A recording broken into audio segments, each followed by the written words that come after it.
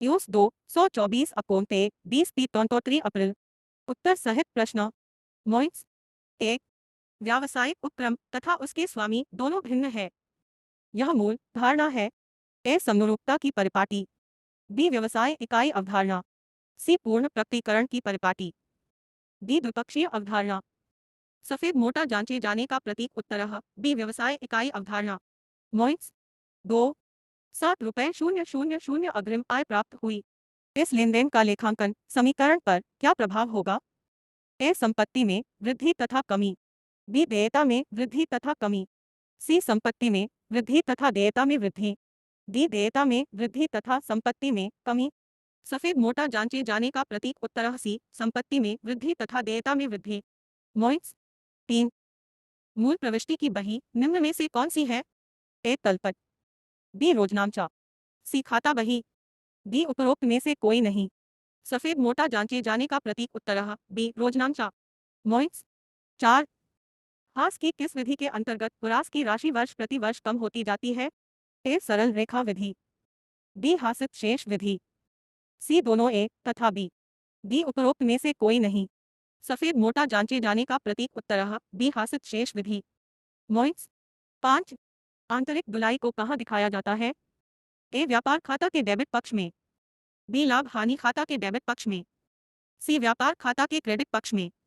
D लाभ हानि खाता के क्रेडिट पक्ष में। सफेद मोटा जांचे जाने का प्रतीक उत्तरः ए व्यापार खाता के डेबिट पक्ष में। मोइट्स। 6।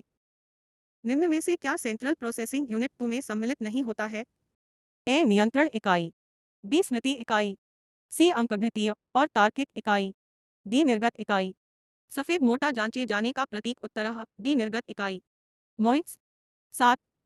लेखांकन की कोई 3 सीमाएं बताइए। सफेद मोटा जांचे जाने का प्रतीक उत्तरः क मूल्य में परिवर्तन को नहीं दर्शाता, यह ऐतिहासिक लागत पर आधारित होता है और मुद्रास्फीति का प्रभाव नहीं दिखाता। ख गैर वित्तीय तत्वों की गणना नहीं करता, कर्मचारियों की दक्षता, ब्रांड मूल्य आदि को नहीं मापा जाता। ग व्यक्तिगत निर्णय पर निर्भर करता है। अलग अलग लेखाकार एक ही स्थिति में विभिन्न निष्कर्ष निकाल सकते हैं। मोइट्स। 8। हस्तांतरण प्रमाणक क्या है? एक नमूना दीजिए। सफेद मोटा जांचे जाने का प्रतीक उत्तरः क हस्तांतरण प्रमाणक एक आंतरिक दस्तावेज होता है जिसका उपयोग एक खाते से दूसरे खाते में राशि स्थानांतरित करने के लिए किया जाता है। ख नमूना। मोइट्स। 9। क तलपट तथा ख संचय खाता को परिभाषित कीजिए। सफेद मोटा जांचे जाने का प्रतीक उत्तरः क तलपट यह एक सूची होती है जिसमें खाता बही के सभी खातों का डेबिट और क्रेडिट संतुलन होता है, जिससे लेखांकन त्रुटियों की पहचान की जाती है। ख संचय खाता जब लेनदेन का सही खाता ज्ञात नहीं होता तो उसे अस्थायी रूप से संचय खाते में रखा जाता है। मोइट्स। 10। निम्न संपत्तियों को स्थायी एवं चालू संपत्तियों में वर्गीकृत कीजिए। सफेद मोटा जांचे जाने का प्रतीक उत्तरः छोटा नीला हीरा चालू संपत्तियां। हस्तस्थ रोकड़ कैश इन हन। देनदार डेब्टोर्स। माल का रहतिया स्टॉक ऑफ गुड्स। छोटा नीला हीरा स्थायी संपत्तियां। भूमि व भवन land and building. Furniture furniture.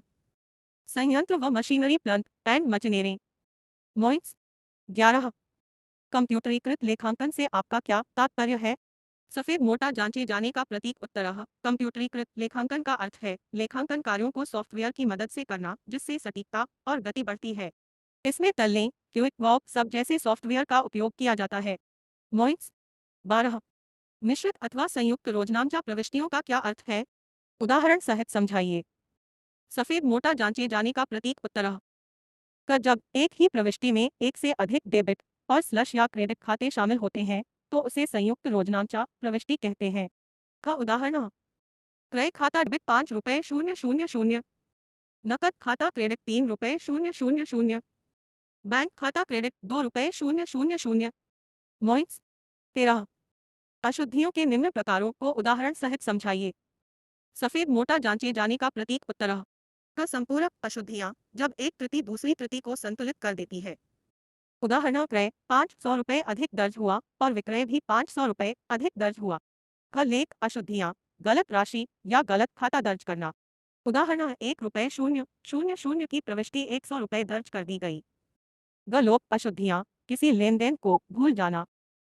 उदाहरण वेतन का भुगतान रिकॉर्ड नहीं किया गया। घ सैद्धांतिक अशुद्धियां गलत लेखांकन सिद्धांत का पालन करना।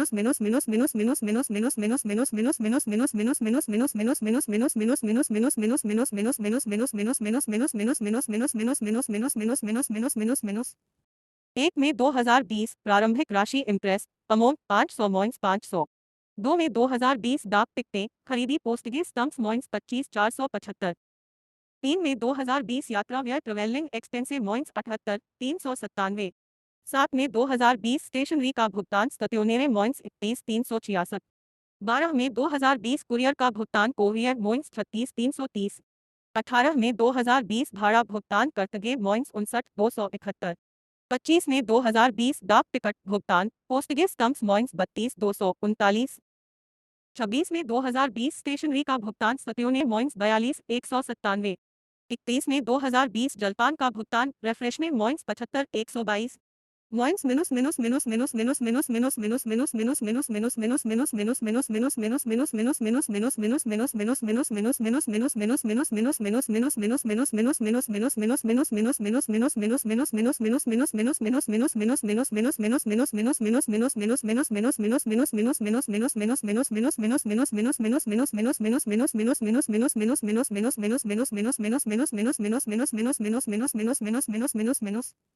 कुल राशि खर्च टोटल एक्सपेंसिव 500 378 122 21 रोकड़ बही और पासबुक के शेष में अक्षमता के 6 कारण। 1 आवेदन चेक अनप्रेजेंटेड चेक ये वे चेक जो जारी किए गए हैं लेकिन अभी तक बैंक में प्रस्तुत नहीं किए गए हैं। इससे रोकड़ बही में शेष अधिक और पासबुक में कम होता है। 2 आवेदन चेक अनक्लियरेट चेक ये वे चेक जो बैंक में जमा किए गए हैं लेकिन अभी तक क्लियर नहीं हुए हैं। इससे पासबुक में शेष अधिक और रोकड़ बही में कम होता है। 3 बैंक शुल्क बैंक चार्जेस बैंक द्वारा लगाए गए शुल्क जैसे खाता रखरखाव शुल्क जो रोकड़ बही में दर्ज नहीं होते जिससे पासबुक में शेष कम और रोकड़ बही में अधिक होता है। 4 बैंक द्वारा वसूला गया ब्याज interest collected by bank bank द्वारा खाता पर जमा ब्याज जो रोकड़ बही में दर्ज नहीं होता जिससे पासबुक में शेष अधिक और रोकड़ बही में कम होता है। 5 बैंक द्वारा वसूला गया लाभांश dividend collected by bank bank द्वारा जमा किए गए लाभांश जो रोकड़ बही में दर्ज नहीं होते जिससे पासबुक में शेष अधिक और रोकड़ बही में कम होता है। 6 बैंक द्वारा वसूला गया अन्य शुल्क और other charges collected by bank bank द्वारा अन्य शुल्क जैसे चेक बाउंस शुल्क जो रोकड़ बही में दर्ज नहीं होते जिससे पासबुक में शेष कम और रोकड़ बही में अधिक होता है। इन कारणों से रोकड़ बही और पासबुक के शेष में अक्षमता उत्पन्न हो सकती है। 22 खाता बही क्या है? सूचनाओं को खाता बही में अभिलेखित करने की प्रक्रिया क्या है? उत्तर खाता बही लेनदेन खाता बही वह प्रमुख खाता है जिसमें सभी वित्तीय लेन देन को व्यवस्थित तरीके से दर्ज किया जाता है। यह सभी प्रकार के लेन देन को अलग अलग खातों में विभाजित करता है जैसे कि नकद खाता बैंक खाता ग्राहक खाता विक्रेता खाता आदि। खाता बही का उद्देश्य यह है कि सभी लेन देन को सही खाता में पोस्ट किया जा सके जिससे अंतिम खातों की जैसे मोइंस लाभ हानि खाता और बैलेंस शीट तैयारी की जा सके। सूचनाओं को खाता बही में अभिलेखित करने की प्रक्रिया। 1 लेन देन की पहचान आइडेंटिफाइंग द ट्रांजैक्शंस सबसे पहले उन सभी व्यापारिक लेन देन को पहचाना जाता है जिन्हें खाता बही में दर्ज किया जाना है। ये लेन देन सामान्यतः जर्नल में दर्ज होते हैं। 2 जर्नल में प्रविष्टि जर्नलिज्म द ट्रांजैक्शंस सभी लेन देन को सबसे पहले जर्नल यानी रोजनामचा में दर्ज किया जाता है। इसमें प्रत्येक लेन देन के बारे में विवरण दिनांक खाता नाम और राशि का उल्लेख होता है। 3 जर्नल से खाता बही में स्थानांतरण posting from journal to ledger journal में की गई प्रविष्टियों को संबंधित खातों में खाता बही में स्थानांतरित किया जाता है। इसे पोस्टिंग कहा जाता है। उदाहरण के लिए यदि नकद खाता प्रभावित हुआ है तो उस लेन देन को नकद खाता में पोस्ट किया जाएगा। 4 खाता बही में खाता खुलवाना ओपनिंग अकाउंट्स यदि खाता बही में कोई नया खाता है तो उसे खोला जाता है और उसमें संबंधित लेन देन की प्रविष्टियां की जाती है। 5 संतुलन बैलेंसिंग द अकाउंट्स खाता बही में दर्ज सभी लेन देन की समाप्ति पर हर खाता संतुलित किया जाता है। इससे खाता बही का अंतिम शेष प्राप्त होता है जो लाभ हानि खाता या बैलेंस शीट में उपयोग होता है। इस प्रकार खाता बही व्यापारिक लेन देन को व्यवस्थित रूप से दर्ज करने और उसका विश्लेषण करने का एक महत्वपूर्ण साधन है। 23 ग्रास लगाने की 2 विधियां कौन कौन सी है? प्रत्येक का एक गुण एवं एक दोष दीजिए। 1 सरल रेखा विधि स्ट्रेट लाइन मेथड गुणा इस विधि में उरास की राशि हर वर्ष समान रहती है जिससे लेखांकन सरल हो जाता है। यह छोटे व्यवसायों के लिए आदर्श है। दोषा इस विधि में संपत्ति के वास्तविक उपयोग के हिसाब से ह्रास को सही ढंग से नहीं दर्शाया जाता क्योंकि यह समान ह्रास हर वर्ष मानती है भले ही संपत्ति का उपयोग कम या ज्यादा हो। 2 हासिल शेष विधि डिमिनिशिंग बैलेंस मेथड गुणा इस विधि में प्रारंभिक वर्षों में अधिक ह्रास होता है जो संपत्ति के अधिक उपयोग को दर्शाता है। दोष यह विधि जटिल होती है और इसे लागू करने में अधिक समय और ध्यान देने की आवश्यकता होती है। मोइंस 24 वित्तीय विवरणों को परिभाषित कीजिए। वित्तीय विवरणों के कोई 4 उद्देश्य लिखिए। वित्तीय विवरण फाइनेंशियल स्टेटमेंट्स वित्तीय विवरण वे दस्तावेज होते हैं जो एक कंपनी की वित्तीय स्थिति प्रदर्शन और नकद प्रवाह को स्पष्ट रूप से दर्शाते हैं। इसमें मुख्य रूप से बैलेंस शीट बैलेंस शेप लाभ और हानि खाता प्रॉफिट एंड लॉस अकाउंट और नकद प्रवाह विवरण कैश फ्लो स्टेटमेंट शामिल होते हैं। वित्तीय विवरणों के उद्देश्य। 1 वित्तीय स्थिति का आकलन करना ये दस्तावेज कंपनी की संपत्ति देनदारियों और मालिकाना अधिकारों का ब्यौरा प्रदान करते हैं। 2 लाभ और हानि का विश्लेषण करना ये व्यापार के कुल आय और खर्चों को दर्शाते हैं जिससे व्यापार की लाभप्रदता का मूल्यांकन किया जा सकता है। 3 निवेशकों के निर्णय में मदद करना। ये निवेशकों को व्यापार के प्रदर्शन और लाभ के बारे में जानकारी प्रदान करते हैं, जिससे वे अपने निवेश का निर्णय ले सकें। 4 ऋण चुकौती क्षमता का मूल्यांकन। ये दस्तावेज कंपनी की ऋण चुकौती क्षमता का मूल्यांकन करने में मदद करते हैं, ताकि यह जाना जा सके कि कंपनी अपनी वित्तीय जिम्मेदारियों को पूरा कर सकती है या नहीं। पॉइंट्स 25 अव्यापार खाता तथा लाभ हानि खाते के बीच अंतर के कोई दो बिंदु लिखिए। 1 उद्देश्य। व्यापार खाता का उद्देश्य व्यापार के सीधे खर्चों और आय का हिसाब रखना है, जैसे क्रय विक्रय आदि। लाभ हानि खाता का उद्देश्य व्यापार के सामान्य खर्चों और आय का हिसाब रखना है, जैसे वेतन ब्याज कर आदि। 2 सामग्री। व्यापार खाता में मुख्य रूप से वस्तु की खरीद बिक्री और संबंधित खर्च जैसे मालवाहन मजदूरी आदि आते हैं। लाभ हानि खाता में व्यापार के अन्य सभी आय और खर्चों को शामिल किया जाता है, जैसे टेलीफोन शुल्क, प्रशासनिक खर्च और अन्य स्थिर खर्च। Apologies for the confusion. Harris of the trading account and profit and loss account will log based on the given data. Points का व्यापार खाता trading account। व्यापार खाता का उद्देश्य व्यापार के खर्चों और आय को दर्शाना है, विशेष रूप से माल की बिक्री और क्रय से संबंधित। उपलब्ध जानकारी।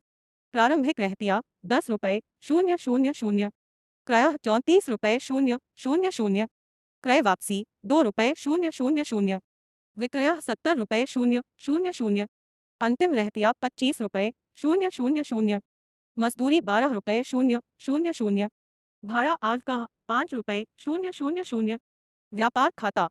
व्यापार खाता संक्षेप में माल का खर्च cost of goods sold evils 32,000, क्रय मोइंस क्रय वापसी प्लस 12,000, मजदूरी मोइंस 5,000, भाड़ा आवक एवल्स 52 रुपये 000, संचालन लाभ ग्रोस प्रॉफिट एवल्स विक्रय 70 रुपये 000, मोइंस माल की लागत 52 रुपये 000, एवल्स 18 रुपये 000, मोइंस लाभ हानि खाता प्रॉफिट एंड लॉस अकाउंट। लाभ हानि खाता में व्यापार के सामान्य और प्रशासनिक खर्चों को शामिल किया जाता है। इसमें शुल्क वेतन ब्याज आदि शामिल होते हैं। उपलब्ध जानकारी। कारखाना व्यय 28 रुपये 000, टेलीफोन प्रभार 2 रुपये 000, वेतन 18 रुपये 000, सामान्य व्यय 6 रुपये 000, ब्याज प्राप्त 1 रुपये 000। लाभ हानि खाता। लाभ हानि खाता संक्षेप में कुल लाभ स्लश हानि net profit slash loss equals 18 रुपये 000, संचालन लाभ मोइंस 54 रुपये 000, कुल व्यय एवल्स 3,000 हानि मोइंस। निष्कर्ष। व्यापार खाता में 18 रुपये 000 का संचालन लाभ है। लाभ हानि खाता में 3 रुपये 000 की हानि है। यहाँ आप द्वारा दिए गए तलपट ट्रियल बलन से और समायोजनाओं के आधार पर व्यापार खाता प्रतिदिन अकाउंट और लाभ हानि खाता प्रॉफिट एंड लॉस अकाउंट तैयार करेंगे। मोइंस 1 व्यापार खाता प्रतिदिन अकाउंट। व्यापार खाता का उद्देश्य माल की खरीद बिक्री और उन खर्चों को दिखाना है जो बिक्री में शामिल होते हैं। यहाँ पर क्रय क्रय वापसी विक्रय और मजदूरी जैसी जानकारी होती है। उपलब्ध जानकारी। प्रारंभिक रहतिया 4 रुपये 600, क्रय 16 रुपये 980, विक्रय वापसी 2 रुपये 300, विक्रय 42 रुपये 600, मजदूरी 4 रुपये 920, अंतिम रहतिया 11 रुपये 500। समायोजन के बाद व्यापार खाता प्रतिदिन अकाउंट में समायोजना। क्रय में से क्रय वापसी घटाएं 16 रुपये 980 मोइंस 3 रुपये 120 एवल्स 13 रुपये 860। माल की लागत cost of goods sold evils प्रारंभिक रहतिया प्लस क्रय मोइंस क्रय वापसी मोइंस अंतिम रहतिया प्लस मजदूरी। व्यापार खाता। मोइंस 2 लाभ हानि खाता प्रॉफिट एंड लॉस अकाउंट। लाभ हानि खाता में सामान्य खर्चे जैसे कि वेतन किराया भत्ता और ह्रास दिखाए जाते हैं। समायोजन के हिसाब से कुछ बदलाव किए जाएंगे, जैसे कि किराया वेतन ह्रास आदि। समायोजना। 1 भवन पर ह्रास 10% 12 रुपये 000, मल्टीप्लिएड बाय 10% एवल्स 1 रुपये 200। 2 कार्यालय उपकरण पर ह्रास 20% 1 रुपये 400, मल्टीप्लिएड बाय 20% एवल्स 280 रुपये। 3 पूर्वदत्त किराया 180 रुपये। 4 अदत्त वेतन 1 रुपये 000। लाभ हानि खाता प्रॉफिट एंड लॉस अकाउंट।